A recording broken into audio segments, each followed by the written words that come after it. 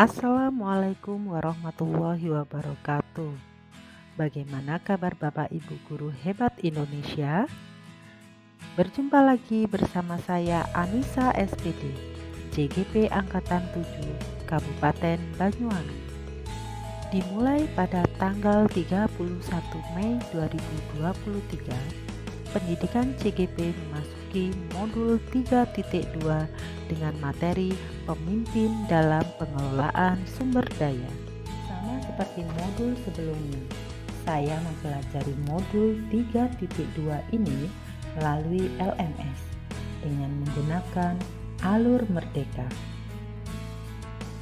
Dimulai dari mulai diri, eksplorasi konsep, ruang kolaborasi, demonstrasi kontekstual, elaborasi pemahaman, koneksi antar materi, dan aksi nyata.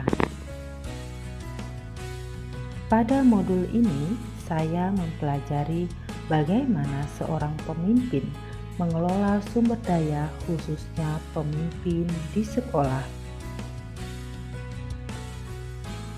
Pada modul ini, saya mempelajari sekolah sebagai ekosistem. Pendekatan berbasis kekurangan masalah, deficit-based approach, dan pendekatan berbasis aset atau kekuatan, asset-based approach. Pendekatan A, B, C, D, asset-based community development atau pendekatan komunitas berbasis aset, PKBA.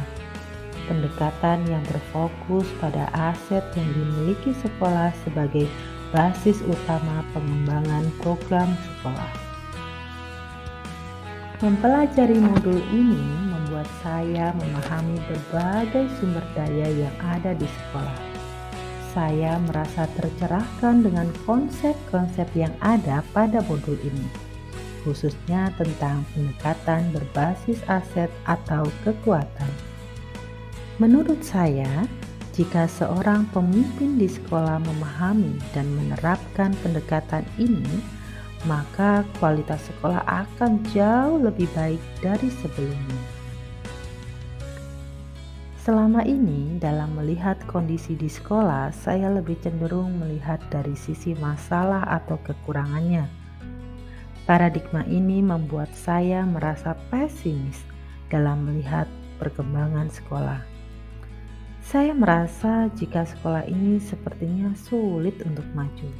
Setelah mempelajari modul ini, saya mendapatkan pencerahan bahwasanya ada pendekatan lain yang jauh lebih baik, yaitu pendekatan berbasis aset atau kekuatan.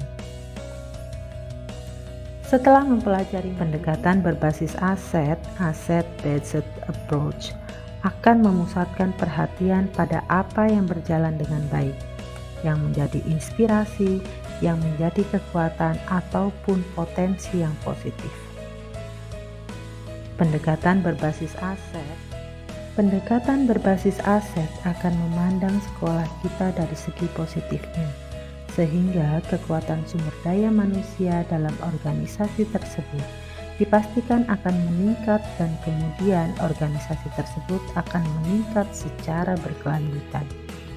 Contoh yang ada dalam kehidupan sehari-hari kita, ada seorang guru yang sering mengkritik. Beliau cenderung tidak disukai oleh pemimpin, dan hal lain yang akan dilakukan adalah beliau dihakimi sebagai guru yang cerewet, sehingga beliau jarang difungsikan di berbagai kegiatan sekolah lainnya. Dengan menggunakan pendekatan berbasis aset atau kekuatan, maka guru tersebut dipandang sebagai aset karena mempunyai kemampuan berpikir kritis. Dengan menggunakan pendekatan berbasis aset atau kekuatan, maka guru tersebut dengan cara pandang yang sedemikian rupa, maka guru tersebut dapat dimanfaatkan pada kegiatan lainnya, contoh sebagai auditor atau quality control. Dengan cara pandang yang sedemikian rupa, maka guru tersebut dapat, setelah mempelajari materi pada modul ini, ada perubahan cara berpikir dalam diri saya, Kedepannya saya akan menggunakan pendekatan berbasis aset atau kekuatan dalam melihat sumber daya yang ada di sekolah. Setelah mempelajari materi pada terima kasih. Salam guru penggerak. Tergerak, bergerak, menggerakkan. Wassalamualaikum warahmatullahi wabarakatuh. Terima kasih. Salam guru penggerak. Tergerak